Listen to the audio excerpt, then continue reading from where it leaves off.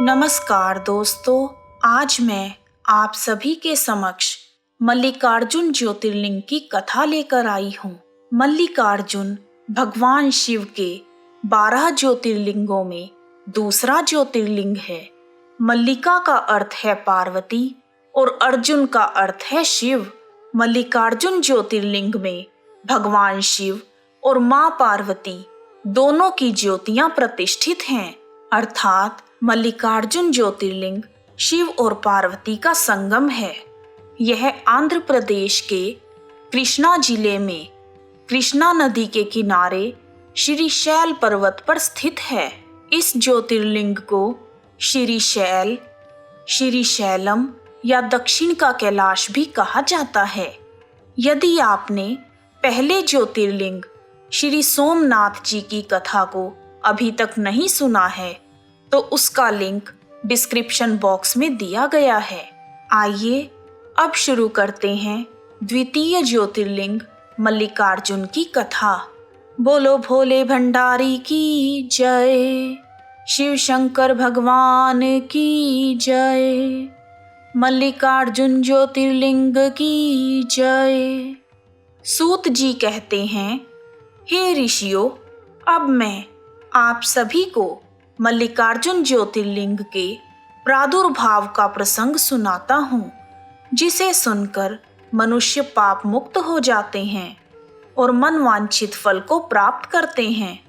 जब श्री गणेश भगवान और कुमार कार्तिकेय विवाह के लिए झगड़ रहे थे, तब शिव शंकर भगवान ने कहा, आप दोनों में जो पहले पृथ्वी का चक्कर लगाएगा उसी का विवाह पहले होगा।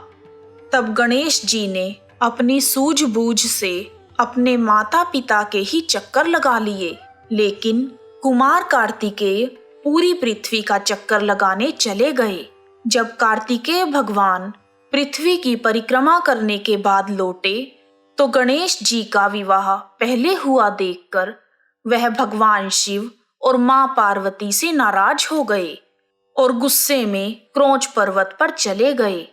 नारद मुनि तथा सभी देवताओं ने कुमार कार्तिकेय को कैलाश लौटने के लिए आग्रह किया, परंतु कुमार ने सभी की प्रार्थना को अस्वीकार कर दिया। मां पार्वती और भगवान शिव पुत्र वियोग के कारण दुखी हो गए और स्वयं कार्तिकेय जी को मनाने के लिए क्रोंच पर्वत पर चले गए।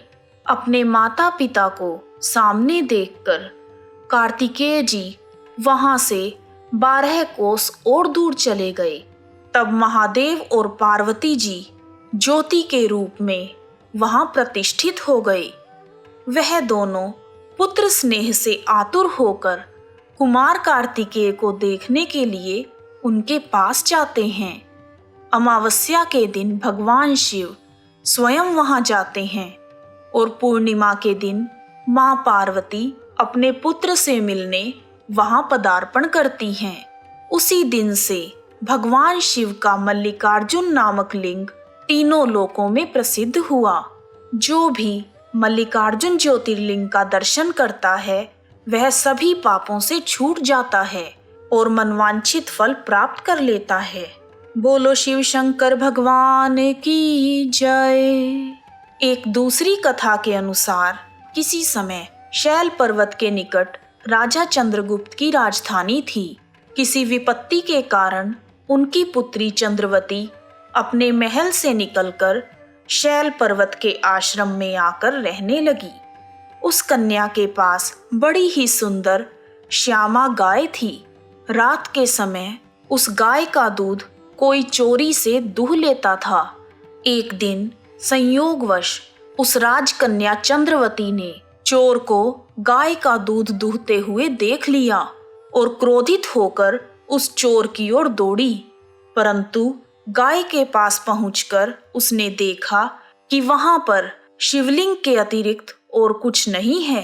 राजकुमारी चंद्रवती भगवान शिव की भक्त थी।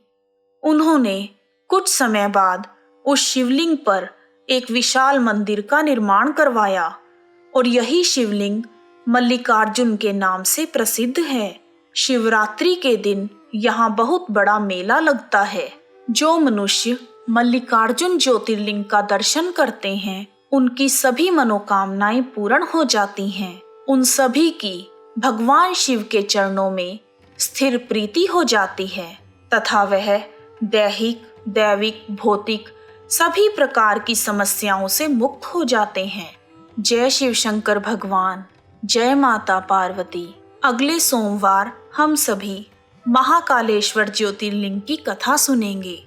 यदि आपको मल्लिकार्जुन ज्योतिर्लिंग की दोनों कथाएं पसंद आई हैं तो कमेंट बॉक्स में ओम नमः शिवाय लिखना ना भूलें। आप सभी का हार्दिक धन्यवाद। ओम नमः शिवाय। हर हर महादेव। शिव परिवार की जय।